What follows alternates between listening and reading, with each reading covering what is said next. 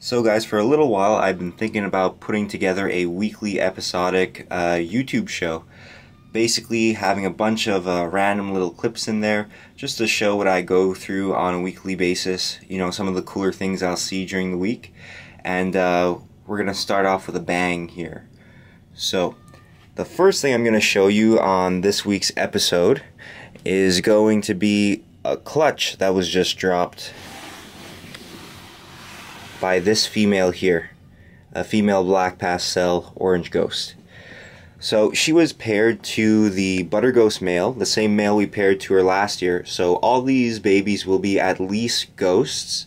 They could be butter ghosts, they could be black pastel ghosts like the female or like the male, or they can end up looking like one of our offspring that we got from this pair, the black pastel butter ghost.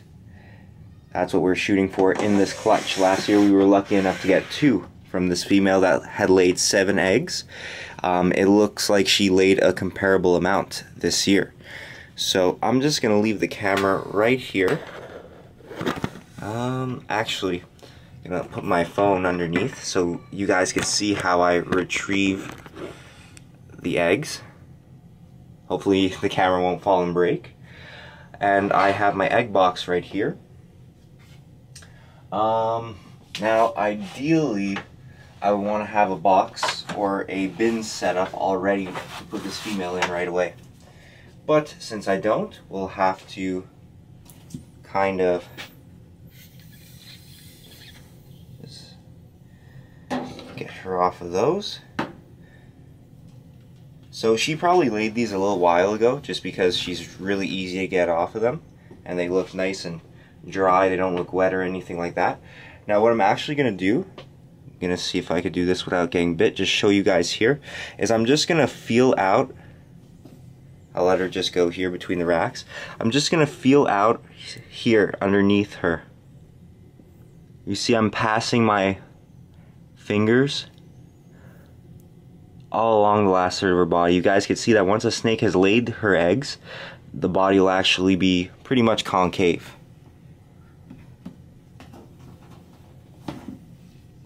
And she just wants to get away.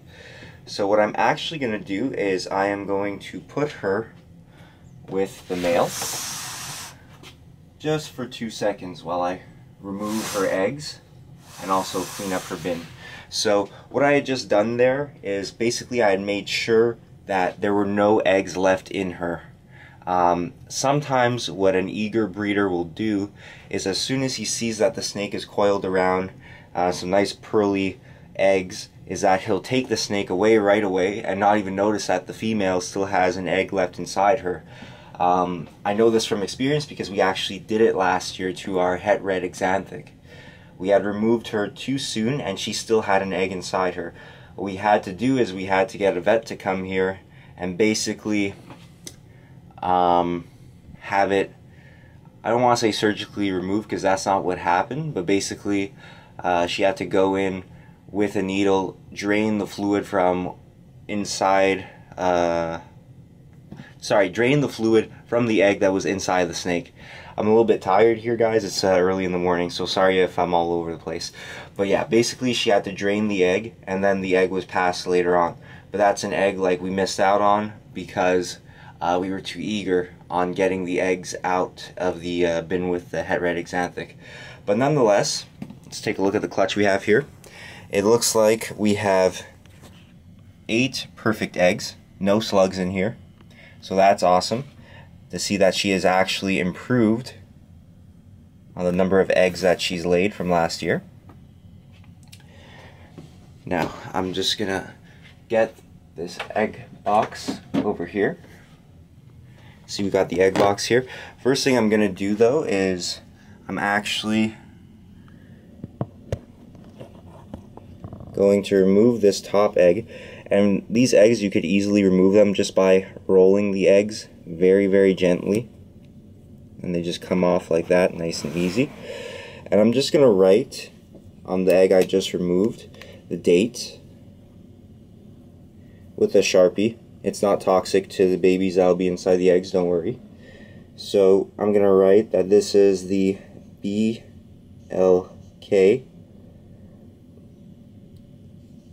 OG for Black Orange Ghost. Now I'm going to also write the date. So today is June 15th. So that later on we'll add 55 days and have an idea of when these guys should be hatching. Now the reason why I label these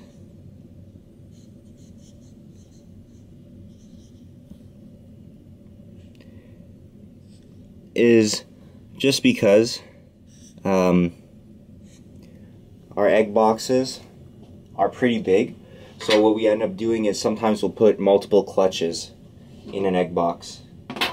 So I'll just show you guys the egg box over here.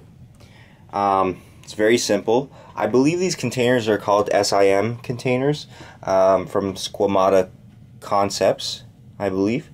And we really like them just because they come with these grates. And these grates allow you to basically put your vermiculite or whatever kind of substrate you're going to use underneath the grate, and that could allow you to have the substrate be a lot wet than it normally would be. Because let's say we would want to put our eggs directly onto the substrate, we would have to make sure it wasn't too wet and not too dry either. This allows us to basically have the substrate pretty wet. An example, if we see the substrate drying up a little bit, we could actually just pour water directly into here, but usually we don't ever have to do that.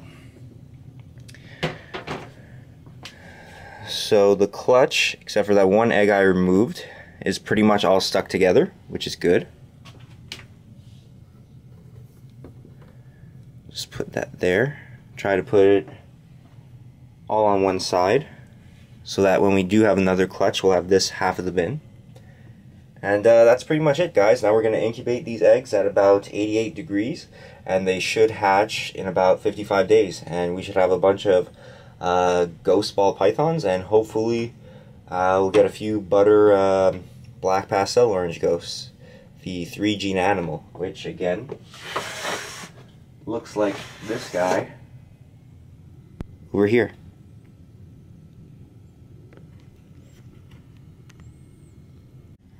So in this next segment here, I'm going to show you guys the babies of the week.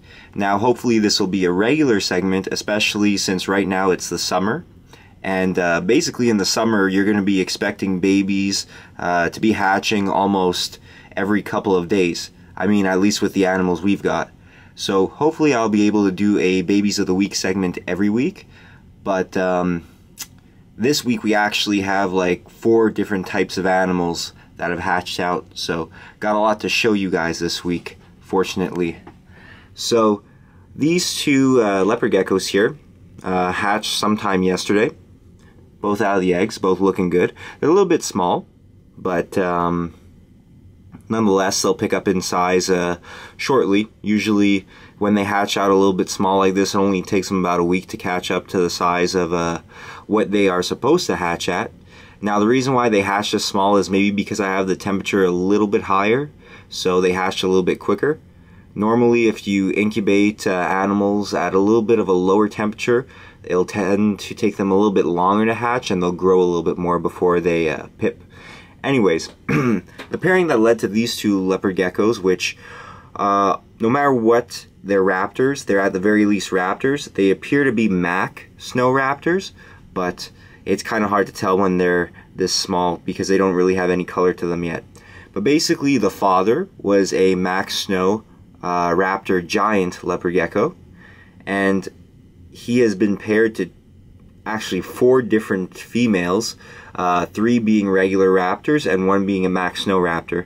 Now to me none of these, or neither of these 2 I should say, look like the Mac Super Snow raptor. I think we only have 1 of those, and it's actually hatched out really tiny, so hopefully it survives. But to me these 2 look like they will be in fact Mac Snow raptors at least. As for the giant gene, it's a little hard to tell. Usually a couple weeks into their growth we'll see a difference. Like one of the siblings will usually be a lot bigger than the other, unless of course they're both giant, then obviously won't be able to tell the difference.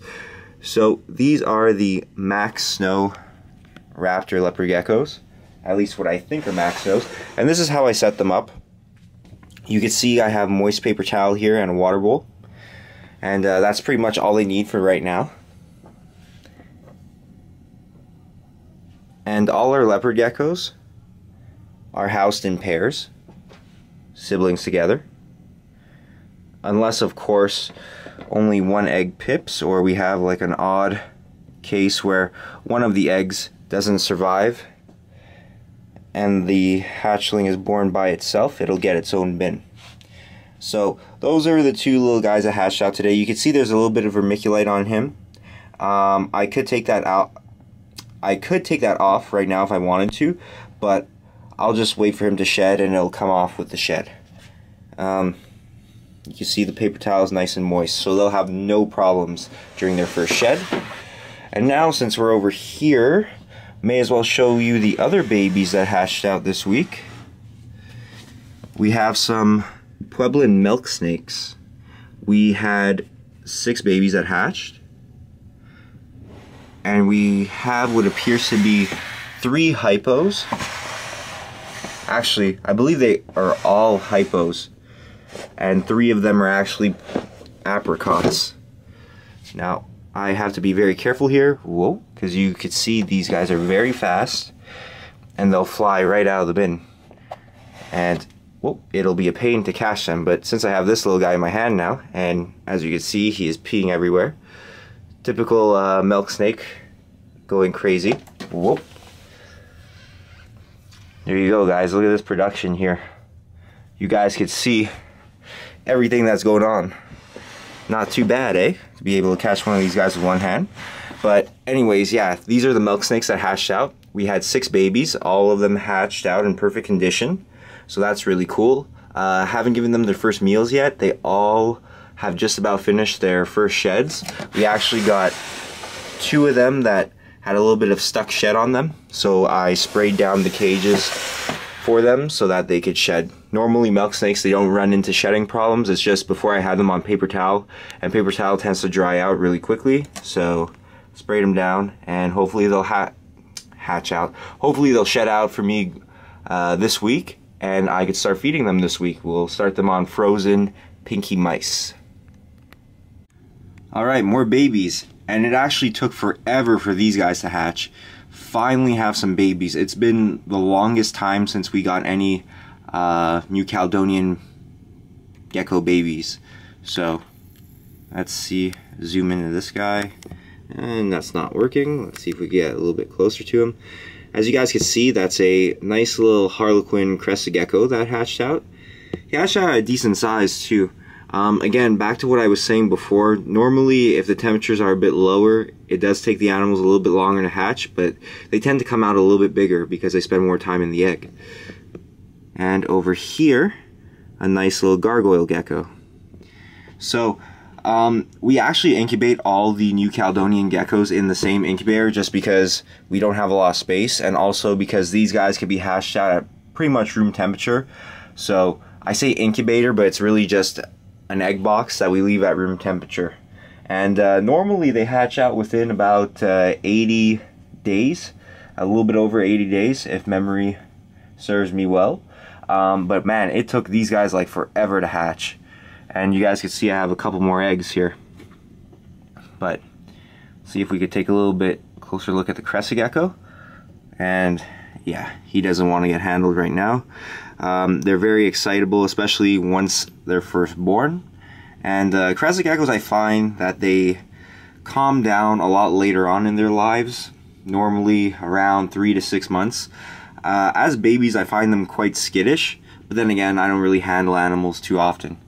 But I find gargoyle geckos tend to be really calm for the most part. Little gargoyle gecko. You guys can see he's not going crazy or anything, and he just basically body slammed that crested gecko. But little gargoyle gecko here.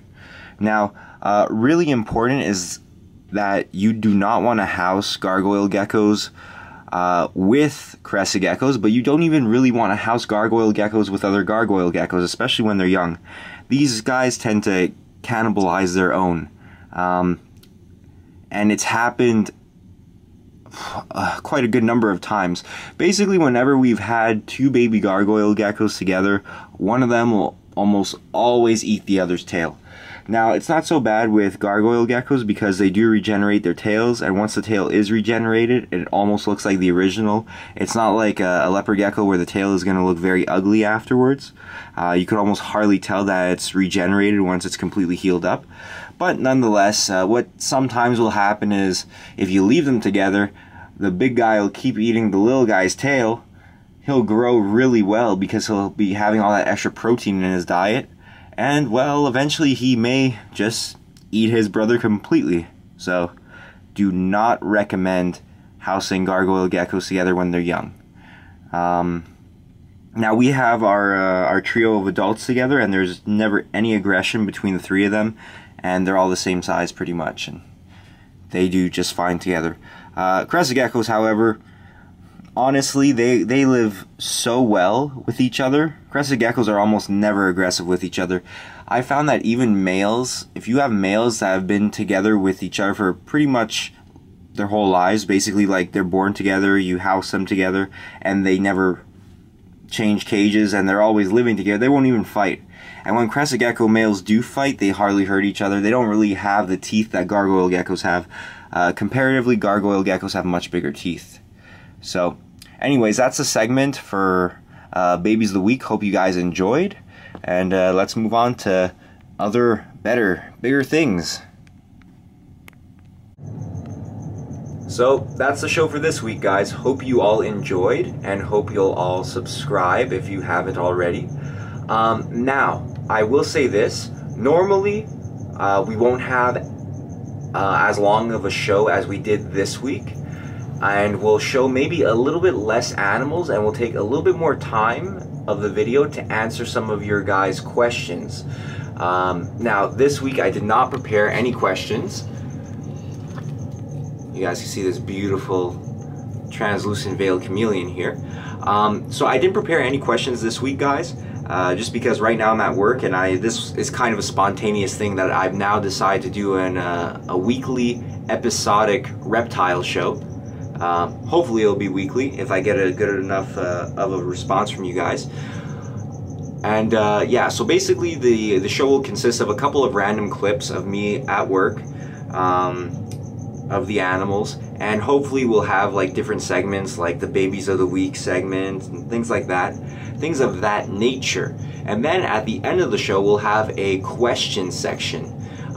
So it'll be me answering your guys' questions, no matter what kind of questions they may be, so long as they are reptile related, I will answer them. And hopefully we'll try to answer between 3 and 5 a week. And yeah, we'll go from there. So how the questions are going to work.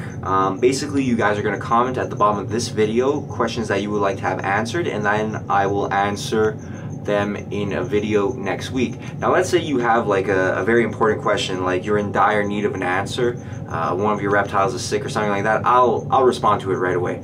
But other than that, I will respond to the questions on camera. I won't put my face on camera because nobody's interested in seeing that. But I'll do kind of like what I'm doing right now, show you guys a cool animal just doing its thing while I answer the questions. Unless, of course, it's a question that I can answer with a video, like show you guys an answer rather than just talk it out. Anyways, guys, that's it for the video. Also, I called this the show for right now. If anybody has any suggestions on what we could call this episodic reptile show, that'd be cool. Leave your guys' suggestions in the bottom below, and if we find a cool name, I'll give you credit. Alright, thanks guys, take care.